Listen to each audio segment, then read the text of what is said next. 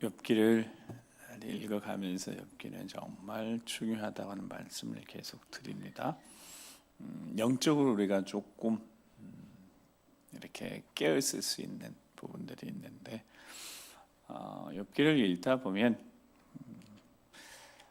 이 친구들 셋이 나오는데 지금 엘리바스 이야기입니다. 첫 번째 이제 엘리바스 욥의 이야기를 듣고 4장 이어서 5장까지 엘리바스 이야기가 쓰여 있는데, 그러면 똑같은 엘리바스의 이야기를 왜 구분해 놨나? 그러냐면 첫 번째는 5장부터 조금 엘리바스가 격해집니다. 그러니까 욥에게 메시지를 전한 거죠. 권면을 했으면 나이도 아버지만큼도 많기도 하고, 그래서 죄 때문이다는 거, 네 죄 때문이다. 근데 욥이 그것을 받아들여 주면 좋은데 욥이 받아들이지 않고 인정하지 않으니까 조금 더 강하게 욥을 압박하는 부분이 5장부터 시작되어집니다. 그래서 1절 말씀을 같이 한번 보면, 여러분 말에는 그 말이 담고 있는 무게가 있어요. 그리고 방향이 있습니다. 그래서 그 방향이 긍정적인 방향이면 그 말을 듣고 뭐 위로가 되든 용기가 되든 하지만, 그리고 그 말에 무게가 있어서 그 무게가 그만큼 마음이 담겨 있고 뭐 진심이 담겨 있으면 말에 무게가 있다. 이 말의 무게가 긍정적이면 진짜 위로가 됩니다. 근데 이게 부정적일 때는 상처가 되는 거죠. 자, 1절 말씀을 읽어보고 이 말의 무게가 어느 정도인지 생각해보고, 이 말이 지금 욥에게 부정적인지 긍정적인지 엄청 쉬운 첫 번째 1절 읽어보겠습니다. 시작. 부르짖어 보라. 내게 응답할 자가 있겠느냐? 거룩한 자 중에 내가 누구에게로 향하겠느냐? 네. 지금 욥을 위로하는 겁니까? 이 셋의 친구는 욥이 자녀들 10명이나 잃었어요. 가정 거의 파탄 난 거고 재물도 다 잃었어요. 일단 조문을 왔습니다. 근데 욥을 보니까 욥이 상태가 너무 심각해요. 알아볼 수 없을 정도가 됐어요. 그러면 이 친구들이 한 7일 동안 가만히 있다가 지금 입을 열어서 욥을 위로하는데, 그들의 위로가 위로라기보다는 욥을 판단하고 정죄하는 듯합니다. 1절도 여러분 어떤 의미로 느낀다? 부르짖어 한번 봐라. 내게 응답할 자가 있겠느냐? 거룩한 자 중에 자신을 거룩하게 잘 지켜내는 이 거룩한 자 중에 내게 행하는 자가 내가 누구에게로, 거룩한 중에 내가 누구에게로 행하겠느냐? 거룩한 자 중에 내가 누구에게로 행하겠느냐? 이 말씀을 보면 거룩한 자 중에는 너에게 올 사람이 있다 없다요? 거룩한 중에는 내가 누구에게로 행하겠느냐? 욥이 지금 자신은 거룩하다고 하고 있고 죄 가운데 이 모든 일들이 다 네 죄 때문에 이것을 인정 못하고 있으니까, 거룩한 자 중에 내가 누구에게로 향하겠느냐? 그러니까 욥에게 계속 지금 압박을 계속 하기 시작하는데, 욥의 상황이 보면 하나님이 떠나버리신 것 같고 스스로 거룩한 자라고 하지만, 거룩한 자 중에 욥에게 찾아온 자도 실은 겨우 3명만 조문이 온 상태인 듯합니다. 그러니까 욥의 형편을 이렇게 보면 욥이 지금 딱 꺾여서 그들의 이야기를 들어주면 좋은데 그들의 이야기를 듣지 않아요. 보면 3절 말씀에 보면 미련한 자 보이시죠? 미련한 자 나오고, 12절하고 13절 보면 성경 그냥 보시면 12절에 어떤 자가 나와요? 하나님은 어떤 자의 계교를 꺾으신다고요? 교활한 자의 계교를 꺾으신다. 13절에 보면 간교한 자가 나옵니다. 간교한 자의 계략을 하나님 어떻게 하신다고요? 무너뜨리신다. 그리고 17절에 보면 하나님께 징계를 받는 자. 욥을 공격합니다. 그러니까 욥을 공격하는데 이게 이제 돌려가기입니다. 그러니까 직접 이렇게 하지 않고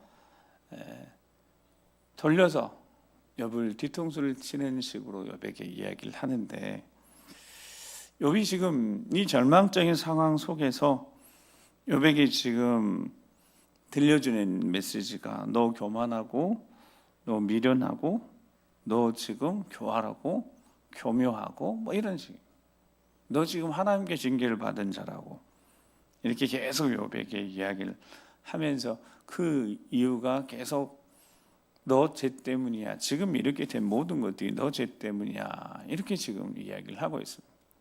자, 7절 말씀을 또 읽어보기. 7절 말씀 읽어보기. 7절 시작. 사람은 고생을 위하여 났으니 그것이 위로 날아가는 것 같으니라. 사람은 무엇을 위해 났다고요? 고생을 위해 났다. 여러분, 이게 위로가 되겠습니까? 사람은 고생을 위해서 났답니다. 물론 인생이라는 것이 다 고생인 거죠.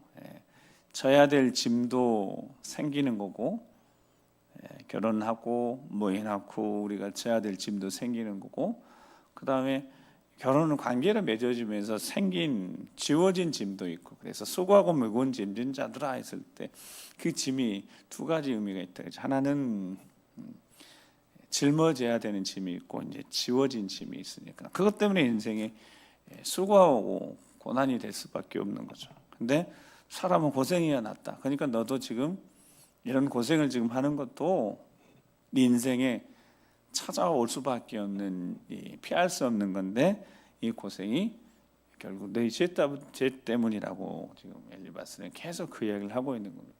욥이 이야기를 듣고 있는데 얼마나 마음이 어렵겠습니까? 네. 결정적인 한 방이 있습니다. 8절 이제 같이 한번 읽어보겠습니다. 8절. 자, 시작. 나라면 하나님을 찾겠고 이 일을 하나님께 의탁.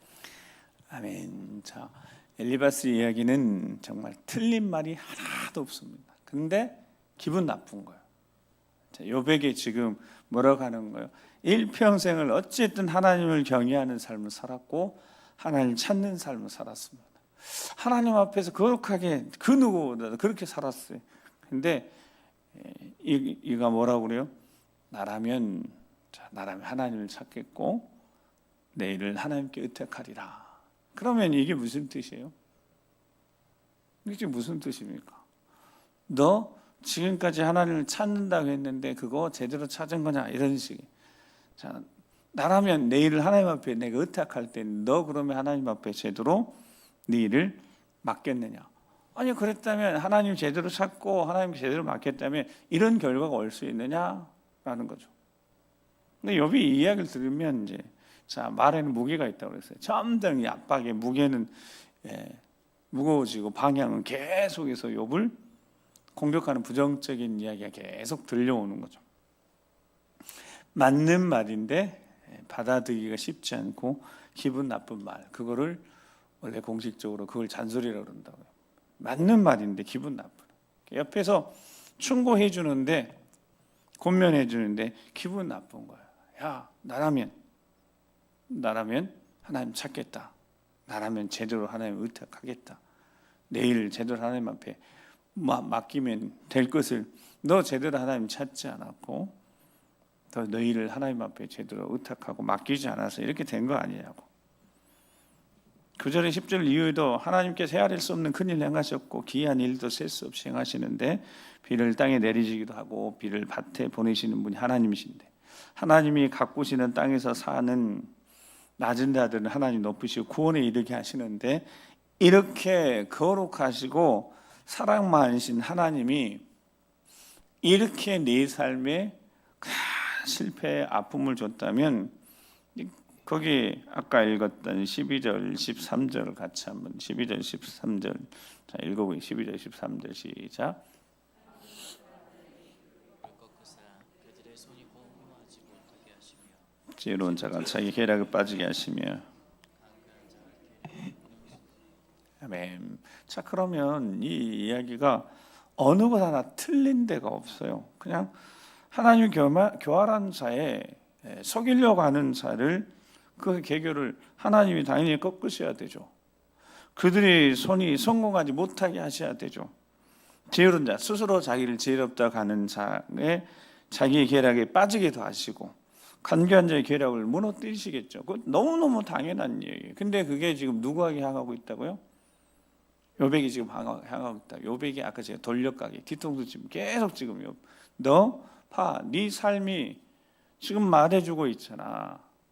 결국 아까 읽었던 17절 말 하나님께 너 징계를 받는 거야. 하나님 왜 징계를 하시겠어? 하나님 왜 징계를 하시겠어? 이렇게 지금 계속 공격하는 거죠. 14절 말씀 보면 그들은 낮에도 어두움을 만나고 대낮에도 더듬기를 밤과 같이 하느니라. 여러분 지금 이 이야기가 계속 욥에게 하는 얘기예요. 욥에 이게 위로가 되겠냐고. 낮에도 어두움 만나고 대낮에도 더듬기를 밤과 같이 하는데 지금 앞을 못 보고 너 봐. 너는 지금 앞을 못 보고 있는 건 제대로 보고 있지 않는 것 아니냐고.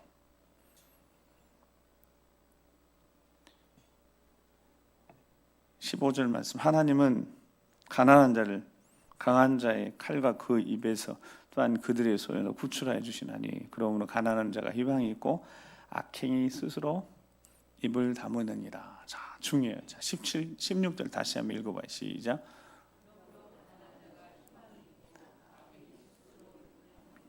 자, 이 아멘하기가요.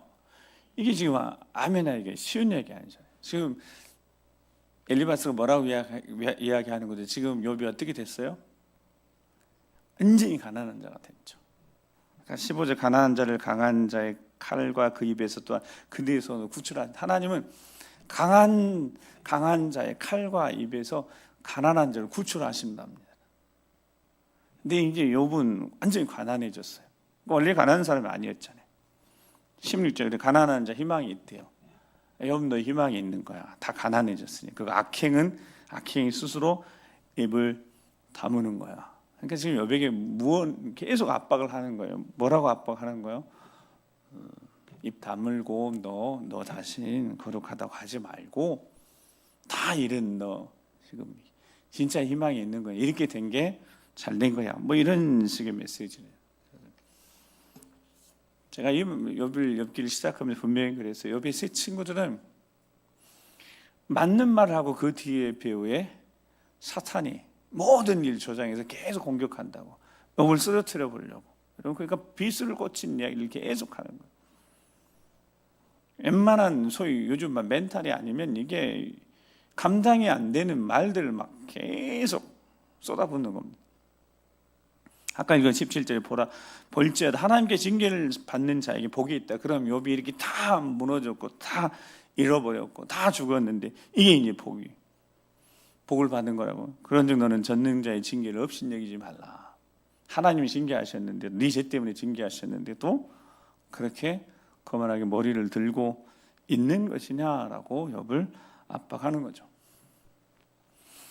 여러분 우리는 믿음으로 살아가는 사람들이고 정말 성삼위 하나님을 신뢰한 자들이고 성삼위 하나님 앞에 기도한 자들입니다. 그러니까 우리 삶에는 하나님의 어떤 보호하심이 있고 하나님 보장된 복이 있다고 할 수도 있고 모든 것이 하나님의 은혜라고 고백할 수 있는 보여지는 것들이 진짜 평안하고 잘 되는 것을 기대할 수 있지만 삶의 현실은 그렇지 않을 수 있다. 뭐 욥처럼 되는 일들은 거의 없지만 그렇게 되면 이게 욥처럼 되면 안 되니까요. 하나님이 그렇게까지 하지 않겠지만 욥을 통해서 하나님이 말씀하시고자 하시는 것이 있다는 겁니다.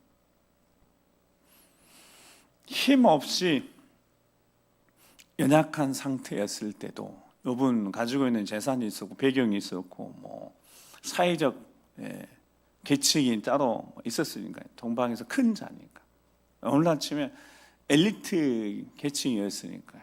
모든 것들이 뭐 하나 빠지지 않는 그런 계층이었는데 밑바닥까지 완전히 갔습니다. 모든 것을 다 잃어버렸습니다. 그럴 때 하나님께 징계를 받는다. 하나님께 징계 받을 수도 있습니다. 정말 하나님께 우리가 징계받을 수 있죠. 우리가 잘못하면, 우리가 죄를 지었을 때 하나님 우리를 사랑하셔서 우리를 징계하셔서 바로 잡으시는 분이 하나님이시니까 그 어떤 인생도 하나님 앞에 제대로 설 수 있는 인생이 어디에 있겠습니까? 다 우리가 점검받고 또 바로 잡고 그렇게 해야 되니까요. 사람이 할 수 있는 일이 실은 아무것도 없는 거니까. 욥이 힘이 있었을 때는, 물질이 있었을 때는, 또 이렇게 사회적인 관계가 있어서 인맥이 좋았을 때는 얼마나 할 수 있었겠지만, 아무것도 없는 잃어버린 이 상태에서 과연 욥이 자신의 마음의 생각을 지켜낼 수 있을 것인가? 자, 사탄은 계속해서 공격하네. 힘없이 연약한 상태일 때도 여전히 하나님을 신뢰할 수 있는가? 그게 사탄이 하나님 주신 거 다 뺏어 가시면 몸매 저렇게 종기까지 악성 종기까지 나서 저렇게 되면 하나님 저주하고 원망할 거라고 사탄이, 그래 하나님이 그러면 허락하신 거잖아요.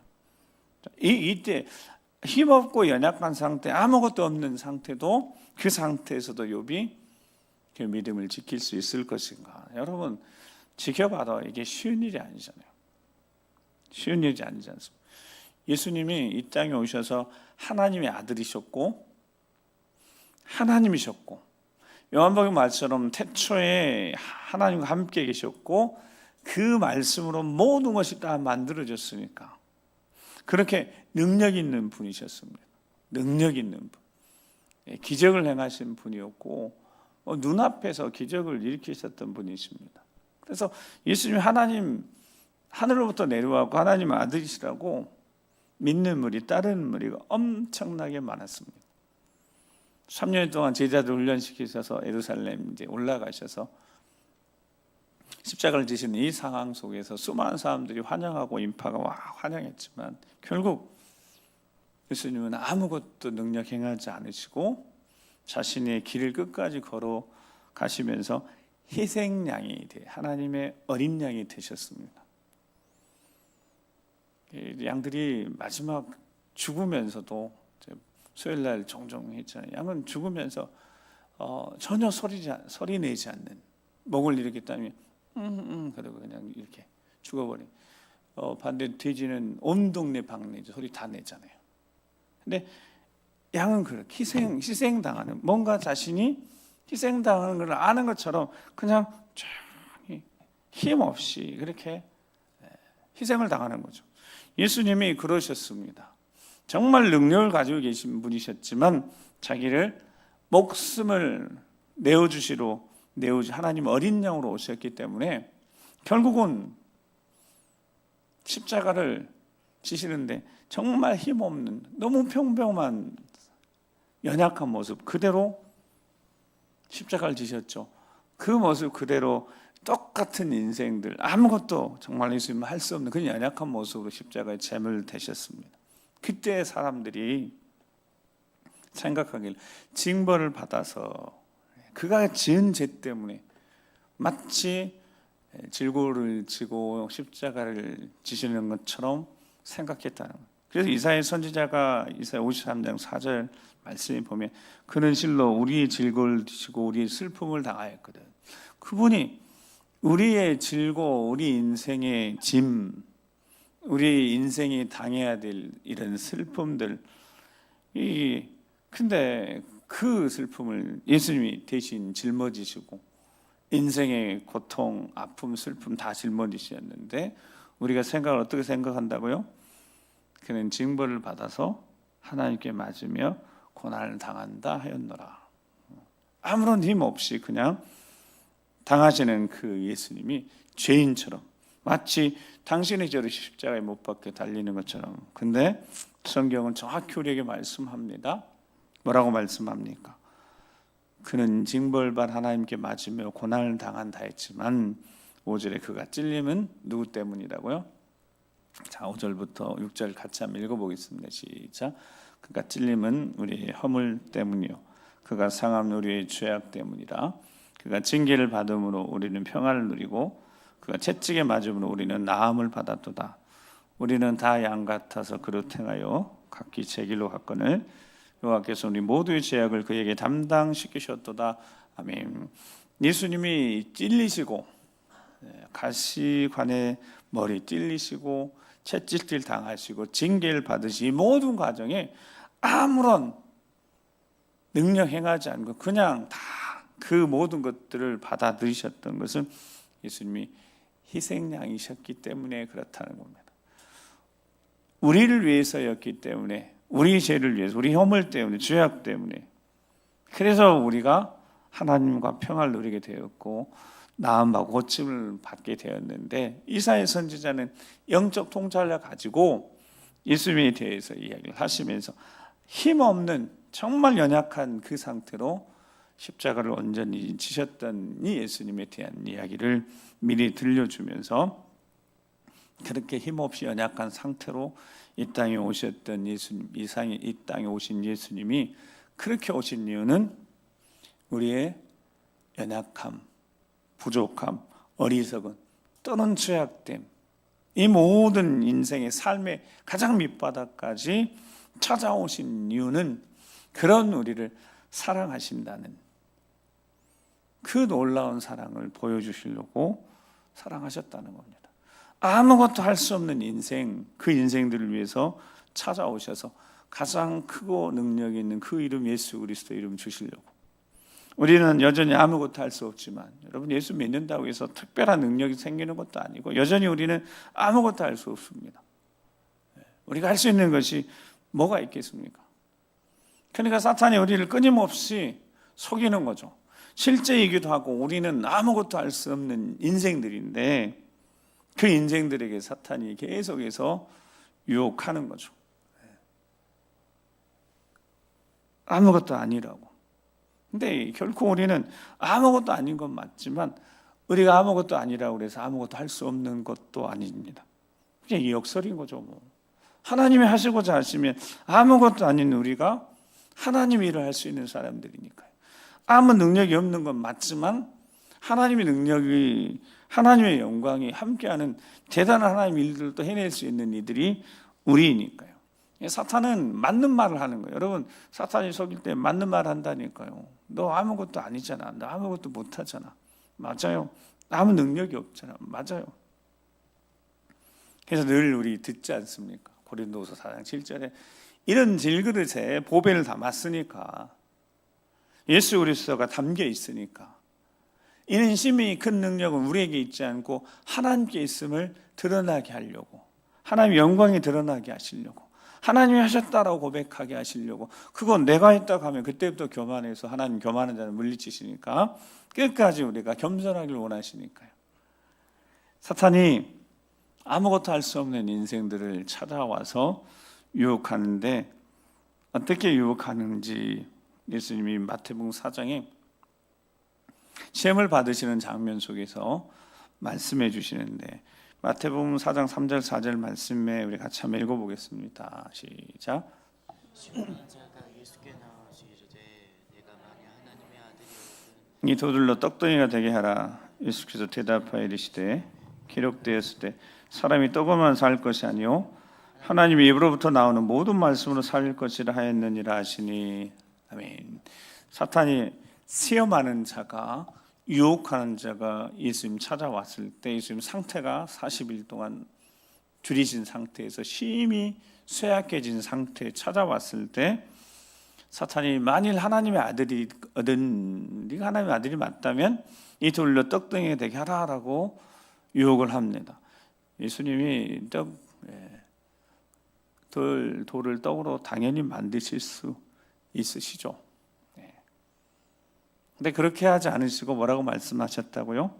사람이 떡으로 살아가는 연약한 자인 건 맞지만, 사람에게는 반드시 떡이 필요하지만 사람이 떡으로 살아갈 수밖에 없는 연약한 인간인 건 맞지만, 하나님의 입에서 나오는, 입으로부터 나오는 모든 말씀으로 살아가야 한다. 그게 신명기 8장 3절의 말씀이었으니까 예수님이 능력이 있으셨지만 그 능력을 자신의 배고픔을 위해서는 사용하지 않으셨습니다. 대신 배고프고 지친 영혼을 위해서는 기꺼이 그 능력을 베푸셨던 분이 하나님이시다. 그러니까 우리에게도 연약한 거 맞고 부족한 거 맞지만 우리에게 질그릇 맞지만 우리 안에 예수 그리스도가 계시면 우리가 할 수 있는 일이 있다고요. 정말 하나님 능력을 행할 수 있는 일이 있다고요. 근데 그 능력이 나를 위한 능력이 아니라, 내 자신을 위한 능력이 아니라, 예수님도 배고프실 때 행하실 수 있다고요. 사탄이 그래서 유혹한 거죠. 그리 어렵지 않은 일들, 옆에 돌덩이 주워서 예수님 기도하시면 그게 떡이 될 수 있는데, 근데 예수님이 하지 않으셨어요.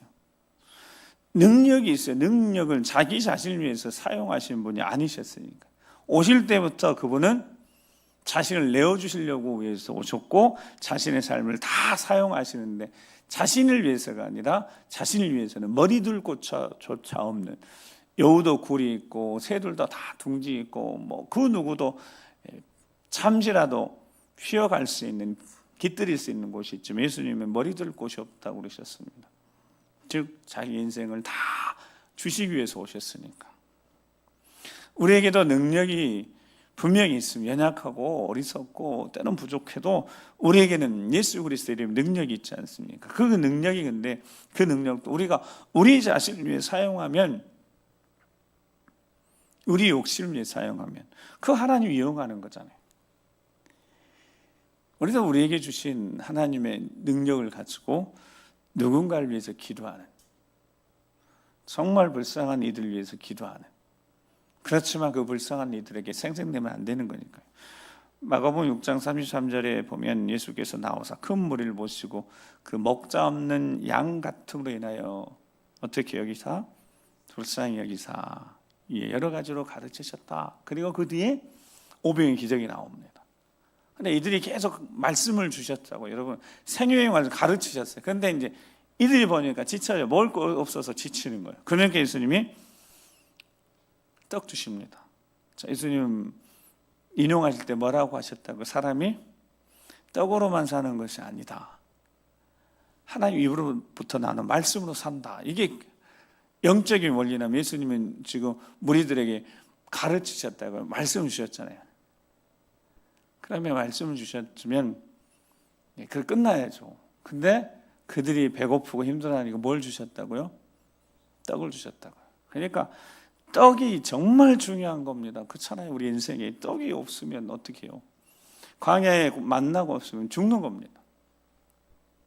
네, 만나, 사람이 떡으로만 살 수밖에 없는 연약한 이들인 건 사실이지만 그들에게는 하나님 말씀을 주셔서 그게 능력이니까요.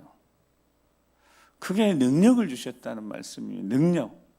기도의 능력, 예수 그리스도의 이름에 가지고 능력을 주셨답니다. 그래서 심히 큰 능력이 우리에게 있지 않고 하나님으로부터 오는, 연약한데, 보이는 것이 연약한데 부족한데 때로는 어리석은데, 그 어리석고 연약한 부족한 인생들에게 하나님의 심히 큰 능력이 나타난다는. 근데 그 능력이 내가 내 자신을 위해서 쓰고자 할 때는 안 주시는 게 맞는 거예요. 근데 내가 내 자신을 위해서 능력을 쓰고자 하는데 그 능력이 나타난다. 결국은 다 교만해서 망하는 겁니다. 왜냐하면 내가 이제 했다고 하니까. 하나님이 우리에게 주시고자 하시는 것이 정확하다는 겁니다. 명확하다는 겁니다. 능력을 주시고자 하시긴 하시지만 그 능력이 어떻게 사용되어져야 되는지를 잘 아는 자들에게 주셔야죠. 그래야지 그가 자신도 살리고 누군가를 살리죠. 자신을 위해서 그 능력 사용하면 망하는 겁니다. 예수님도 능력 가지고 있었지만 자기 당신을 위해서 떡 하나 만들지 않으셨고 그 여전히 배고픔 줄일 상태로 계셨으니까요. 자, 이 엘리바스가 계속해서 이야기하면서 18절 말씀, 자 20절, 18절, 20절 말씀 같이 읽어보겠습니다. 18절, 20절 시작. 하나님은 아프게 하시다가 싸매시며 상하게 하시다가 그의 손으로 고치시나니 6가지 환난에서 너를 구원하시며 7가지 환난이라도 그 재앙을 내게 미치지 않게 하시며 비근 때의 죽음에서 전쟁의 칼의 위험에서 너를 구원하실 터인즉. 아멘. 자, 이 말씀에 아멘이 저절로 나오죠. 어디에는 틀린 말씀이 있어요. 보세요. 하나님은 아프게 하시다가 어떻게 하신다고요? 싸매시고. 자, 상하게 하시다가 어떻게 해요? 그의 손으로 고치신대요. 아멘인 거죠. 6가지 환난에서 너를 구원하는 사방, 팔방, 뭐 위아래 모든 곳에 오는 그 환난에서 너를 지키시고 보아 7가지 환난, 감당할 수 없는 그런 환난 속에 재앙이 미치지 않게도 하시고 기근 때 죽음에서 전쟁 때 칼의 위협에서 너를 어떻게 해요? 구원하실 터니. 여러분 틀린 말이 뭐가 있어요? 아멘할 수밖에 없는 거죠. 징계가 하나님 뜻이라고. 그러니까 너 죄 인정하고 회개하라는 거예요. 그러면 고치시고 싸매시고 구원하시고 다시 재앙 미치지 않게 하시고 뭐 구원하실 것이다. 전제가 있는 거예요. 회개하면, 너 고집 꺾으면, 뭐 이런 뜻입니다. 근데 여러분 하나님이 일부러 아프게 하신 다음에 요거 이제 그런 표현, 병 주고 약 주고, 뭐 하나님이 제 심심하셔서 병 준 다음에 고통 막 당하는 거 지켜보시다가 약 주고, 뭐 하나님 그러신 분이십니까? 고치시려고 이 인생들 망가뜨리셨다가 뭐 하나님이 기적도로 고치셔가지고 하나님 영광 받으시 그런 분 아니시잖아요. 정말 하나님을 제대로 알아야 되는 거예요. 사탄이 어떻게 공격하는지 지금 가르쳐 주시는 거예요. 마태복음 4장 5절 7절에 보면 그 뒤에 마귀가 첫 번째 실패했을 때 뭐라고 해요? 예수를 거룩한 성으로 데려다가 성전 꼭대기에 세우고, 자 6절 7절 읽어보겠습니다. 시작. 내가 만일 하나님의 아들을 뛰어내리라 기록되었을 때 그가 너를 위하여 그의 사자들을 명하시리니 그들의 손으로 너를 받들어 발에 놓이지 않게 하리로다 하셨느니라. 예수께서 이르시되 또 기록되었을 때 주 너의 하나님 시험하지 말라 하였느니라 하시니. 아멘. 사탄이 하나님 말씀을 시편 91편 11절 12절 인용해서 예수 미혹하는 거. 만일 하나님의 아들이든 뭐라고 해요? 성전 꼭대기에 들어가서 뛰어내리라는 거예요. 자, 성경에 기록되어 있습니다. 그가 너를 위하여 그의 사자들을 명해서 그들의 손으로 너를 이렇게 받들어 발이 돌이 부딪히지 않게 하실 것이라고 말씀한 부분이 있으니까 한번 뛰어내려 보라는 거죠. 하나님이 당연히 물론 예수님이 아예 생각조차도 하지 않으셨지만, 뭐 성전 꼭대기에서 뛰어내릴 생각조차도 하지 않으셨겠지만, 뛰어내릴 수 있으시고 뛰어내리면 뭐 안전하게 살포시 착지하시겠죠. 뭐 예수님이 착지 못하시게 살포시 이렇게 깃털처럼 착지하시지 않으시겠어요? 실제로 하나님이 천사를 보내셔서 육체를 입고 계시니까 보이지는 않지만 천사를 통해서 이렇게 발이 돌에 부딪히지 않도록 안전하게 해주시겠죠. 하나님은 싸매시고 고치시고 보호하시고 구원하신 분이시다고 말씀. 자, 그 맞는 말씀이긴 한데, 자 그러니까 한번 한번 내려보라는 거죠. 정말 하나님이 구원하시고 보호하시는지. 그래서 혹시라도 다쳤으면 또 하나님이 고치실 거 아니냐고. 예수님이 뭐라고 말씀하셨다고요? 시편 16절 말씀, 시편 6편의 16절에 주 너의 하나님을 시험하지 말라. 주 너의 하나님을 시험하지 말라. 진리의 말씀을 선포하십니다. 하나님 말씀을 자신의 목적을 위해 사용하지 말라. 이런 말씀이긴 하고요. 정말 하나님 그 능력, 자신의 목적, 하나님 말씀 자신의 목적을 위해 사용하면 안 되는 거니까요. 시험하지 말라. 그렇게 된다고 말씀하셨으면 믿으라고. 그것이 정말 맞는 말인지 시험하지 말라고. 하나님은 능히 하실 수 있는 분이시니까. 다니엘 3장 16절 18절에 사드락 메삭 아벳느고의 이야기 속에 느부갓네살 왕에게 하는 말이, 그들이 풀무불이 이제 신상이 절하지 않아서 풀무불이 던져지게 될 때 7배를 더 해가지고 잘하는 말씀. 그래서 왕이여 우리가 섬기는 하나님이 계시다면 우리를 맹렬히 타는 풀무불 가운데 능히 건져내시겠고 왕의 손에서도 건져내시리다 믿습니다. 자 18절 같이 읽겠습니다. 그렇게 하지 아니하실지라도 왕이여 우리가 왕의 신들을 섬기지도 아니하고 왕이 세우지 그 신상에게 절하지도 아니할 줄을 아옵소서. 아멘. 시험해서는 안 되는 거니까 하나님이 그렇게 당연히 하실 거고 견디실 것이고 지키실 것이지만, 그게 그렇게 되지 않아도 우리는 여전히 하나님 사랑하고 감사할 수 있는 사람들, 그게 믿음의 사람들 아니겠습니까? 내가 바라는 대로 원하는 대로 되지 않아도 하나님은 여전히 내 하나님이시고, 이미 하나님이 이루신 그 사랑, 십자가에서 우리를 구원하신 그 사랑이 있어서 내 삶의 자리에 내가 바라는 대로 원하는 대로 되지 않아도, 실패가 있어도 어려움이 있어도 아픔이 있어도 여전히 하나님에 대한 마음은 흔들리지 않는 것, 이게 믿음 아니겠습니까? 이 믿음을 지켜내야 되지 않겠습니까? 이 마지막 때, 이 다니엘 세 친구들의 고백처럼 그렇게 능히 하실 것이고, 하나님이 그렇게 하실 거, 왕의 손을 건져내실 줄 우리 믿습니다. 근데 그렇게 하지 않으셔도 왕이 우리는 여전히 우리는 우리의 믿음의 길 계속해서 갈 것입니다.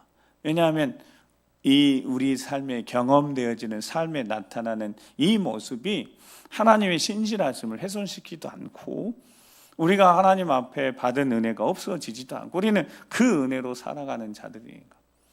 바벨론에 잡혀왔는데 이 바벨론 땅에 이렇게 은혜를 입어서 우리가 인정받고 존중받는 것, 모든 것이 하나님 은혜니까 우리가 여기서 죽어도 우리는 여전히 하나님을 찬양하고 하나님께만 절하겠습니다. 이런 믿음들 예수님 보여주시면서 사탄이 끊임없이 하나님을 시험하도록 아는데, 안다면 한번 하나님 그렇게 하시는지 한번 해보라는 거죠. 근데 절대 예수님이 허락지 않으신, 그래서 승리하셨습니다. 그렇게 하실 이유도 없으셨고, 마지막 사탄이 마지막 회유를 합니다. 일종의 회유인데 마지막 어떻게 하냐면, 마지막 한 구절만 읽고 이제 정리하기, 27절 말씀 같이 읽어보고 27절. 자, 27절 읽겠습니다. 시작. 볼지어다 우리가 연구한 바가 이와 같으니 너는 늘 들어보라. 그러면 내가 알리라. 아멘. 자, 우리가 연구를 했답니다. 연구를 했으니까 너는 들어보라고. 그러니까 지금까지 한 얘기 다시 들어보게 하려고. 여러분 8절부터 실은 시작한 건데, 아까 8절이 나라면 하나님 찾겠고 내일을 하나님께 의탁하리라, 이렇게 압박이 시작되면 나라면 나갔으면 하나님 찾겠다 그랬잖아요. 자주 찾아가서 내일을 하나님께 확실히 맡겼을 것이다. 너 하나님 찾지 않은 거고, 너 하나님 앞에 맡기지 않은 거고.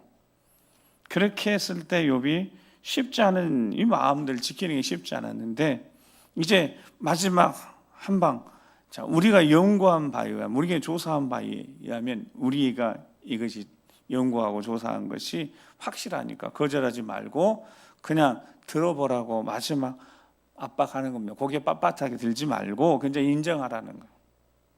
그러면 내가 깨닫게 될 것이다. 우리 이야기를 들으면 결국 너도 다 알게 될 것이니까 결국 네 죄를 고백하면 된다, 이렇게 압박하는 겁니다. 마태복음 4장 8절 4절에 마귀가 그를 데리고 지극히 높은 산으로 가서 천하 만국과 그 영광을 보여 이르되 만일 내게 엎드려 경배하면 어떻게 한다고? 이 모든 것을 내게 주리라. 예수께서 말씀하시되 뭐라고 말씀했어요?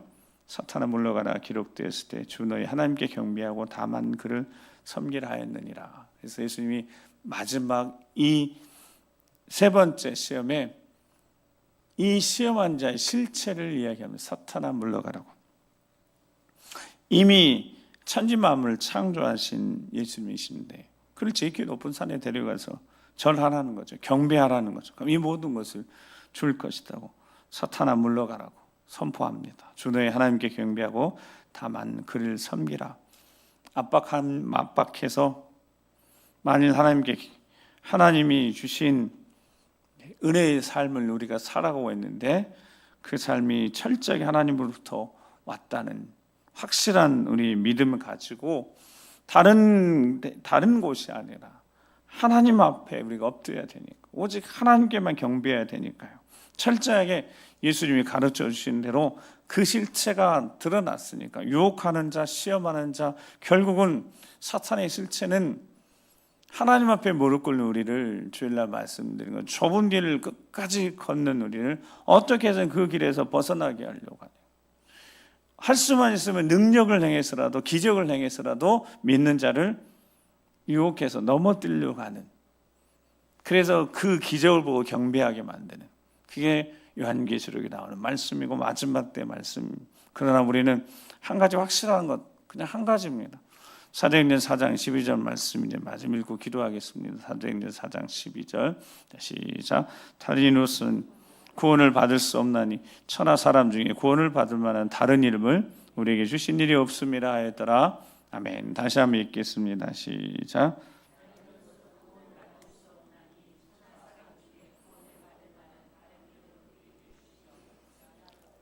아멘. 우리는 마지막 때 예수님 마지막 시험자는 절대로 함부로 누군가를 경배하면 안 되는 사람. 오직 우리는 살아계신 하나님만 경배하는, 오직 예수 그리스도가 유일한 구세주이심을 믿는 자들입니다. 어떠한 회유가 있고 핍박이 있어도 강제적으로 어떻게 하려고 해도 우리는 끝까지 믿음을 지키는 자들이 되어야 합니다. 사탄이 계속해서 실족시키려 한다고 그랬습니다. 길에서 벗어나게 한다고 그랬습니다. 끊임없이 미혹한다고 그랬습니다. 그런데 이 과정 속에 우리는 확실하게 믿음을 지켜내야 될 사람들입니다. 사탄이 교묘하게 틀린 말이 없어요. 정말 틀린 말이 없습니다. 분별해내야 되는 거죠. 이것이 과연 하나님 주신 말씀인 건지, 말씀에 늘 근거해서 판단해서 우리가 바르게 믿고 바르게 고백하고 살아야 되니까요. 그 어떤 것도 우리 주님을 대체할 수 없으니까. 유일한 이름, 유일한 구원자 예수 그리스도, 우리는 결코 타협할 수 없는 우리에게 행하신 이 구원의 역사를 우리가 믿음으로 받아들였고, 우리 주님이 인생의 주인이시다면 우리 주님과 함께 계속해서 승리의 삶을 살아가는 우리 모두가 되기를 주님 축복합니다. 기도하시겠습니다. 우리 함께 기도하시면서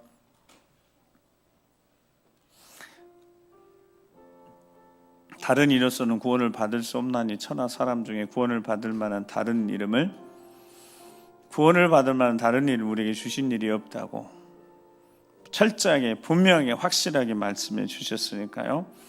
우리의 믿음의 길이 쉽지 않아도, 좁은 길을 선택하며 끊임없이 살아가는 길이 쉽지 않아도 우리는 그 길을 걸어갈 겁니다. 사탄이 끊임없이 우리의 욕심을 위해서 하나님을 이용하라고 그런 유혹들이 있습니다. 그러니까 우리 것을 위해서, 우리 욕심을 위해서 하나님을 이용하려고 하고 하나님의 능력을 이용하려고 하고, 이런 유혹 속에 우리는 절대 안 읽으면 하나님 말씀, 우리는 확실히 믿는 자이지 확실한 증거가 있어서 그 사실을 두고 믿는 자들은 아닙니다. 말씀을 믿는 자들, 말씀하셨으니 이루실 줄 믿고 오늘 여기서 믿음으로 아멘할 수 있는 자들이 진정한 그리스도인 하나님의 자녀들입니다. 뭔가 확인하고 확실한 증거를 보고 내가 눈으로 보고 믿는 자들이 아니라 보지 않고 믿는 자들, 이루어질 줄 믿고 하나님 말씀하셨으니까 절대로 권세, 능력에 우리가 머리를 숙이는 자가 아니라 오직 우리 주 예수 그리스도의 머리 숙이는 자들, 아버지 하나님 흔들리지 않게 하시고 끝까지 믿음 지키게 하시고 유일한 우리 주 예수 그리스도께 내 인생을 드릴 수 있는, 생명을 걸고 복음을 전할 수 있는, 주와 영을 살려낼 수 있는 어떤 유혹 속에서도 끝까지 믿음 지키고 승리할 수 있는 우리가 될 수 있도록 주여 성령 충만케 하시고 말씀이 새겨지게 하시며 기억나게 하시며 말씀에 붙들려서 살아가는 우리가 될 수 있도록 주여 도와주시라고 주여 한번 우리가 기도하겠습니다. 주여 아버지 하나님, 말씀을 통하여서 사람이 떡으로만 사는 것이 하나님 말씀으로 사는 저희들이 오니 주여 다시 한번 말씀 우리를 붙잡아 주시옵소서. 이 마지막 시대를 살아가면서 하나님의 능력, 심히 큰 능력이 이 즐거웠던 인생에 나타날 터인데 주여 우리 욕심을 위해서, 우리 영광을 위해서 하나님 이용하는 자가 되지 않게 하시고 우리 자신 하나님의 도구와 선한 도구가 되어져 쓰임받는 삶을 살길 소망합니다. 주여 하나님 말씀하셨으니 이루시를 믿고 믿음으로 사는 사람들, 확실한 증거를 보고 믿는 자들이 아니라 말씀하셨으니 이루실 줄 믿고 믿음으로 살아가는 자들 되게 도와주셔서 믿음이 이겨내게 하시며 믿음으로 승리케 하시며 믿음으로 감사케 도와주셔서 영광을 보게 도와주시옵소서. 어떤 하늘의 권세 주 예수 그리스도 그 능력 우리에게 주셔서 그 이름만 의지하고 나아가오니 주의 원수 마귀 사탄의 능력 속지 않게 하시고 행하는 기적의 앞에 이끌리는 자들이 아니라 우리 예수 그리스도 그 이름 앞에 무릎 꿇게 하시고 그 이름 존귀케 하는 우리 삶이 되게 도와주셔서 승리케 해주시옵소서. 흔들림 없이 끝까지 믿음 지켜낸 우리가 되게 도와주셔서 마지막 날 승리케 해주시옵소서. 거룩하신 아버지 하나님 감사합니다. 질그릇 같은 인생이지만 이 질그릇 속에 우리 주 예수 그리스도를 담게 하셔서 심히 큰 능력이 우리에게 있게 하심 감사합니다. 우리 주 예수 그리스도의 이름으로 기도하면 구하는 것, 바라는 것은 이미 받은 줄로 믿고 감사하라고 말씀하셨으니 주여 말씀하신 대로 이루실 줄 믿고 보여지는 확실한 증거를 보고 믿는 자들이 아니라 말씀하셨으니 그 말씀대로 될 것을 믿고 믿음으로 나아가는 자들 되게 도와주시고 이 마지막 영적 분별력 가지고 기적이나 능력을 따라가는 자가 아니라 그저 우리는 예수 그리스도 날 위해 십자가에 못 박혀 돌아가신 유일한 십자가 그 사랑을 기억하며 주간 영혼들에게 우리 주 예수를 전하고 증거하는 복음의 통로로 쓰임받는 우리 모두가 될 수 있도록 인도하여 주시옵소서. 할 수만 있으면 이 마지막 시대에 믿는 자도 유혹하여 그 생명의 길, 진리의 길, 은혜의 길에서 벗어나려고 하는 악한 마귀 사탄의 강력한 괴계 속에 우리 생각을 지키시고 마음을 지키시고 빛을 비춰주셔서 절대로 미혹당하지 않게 하시고 우리 주님 바라보고 끝까지 믿음으로 승리하는 우리 모두가 될 수 있도록 인도하여 주시옵소서. 연약한 인생들, 부족하고 어리석은 인생들 다시 한번 붙잡아 주심에 감사드리오며 이제는 우리 주 예수 그리스도 십자가의 구원의 은혜와 아버지 하나님 그 크고 놀라우신 사랑하심 성령 하나님의 감동, 감화, 역사, 교통하심이 우리 주님 예수 그리스도의 이름, 능력의 이름 우리에게 주심에 감사하며 그 이름 붙들고 십자가 사랑 전하며 증거하기로 다시 한번 믿음을 결단하고 새롭게 출발한 모든 심령들 위해 믿음의 가정과 사랑하는 자녀 선들 앞길이 위해 주의 몸된 교회와 어르신 세대부터 시작해서 우리 모든 세대 앞길 걸음걸음 위에 이 민족 위에 지금부터 영원토록 함께 하시옵시기를 간절히 축원하옵나이다. 아멘. 우리 계속해서 말씀 듣시고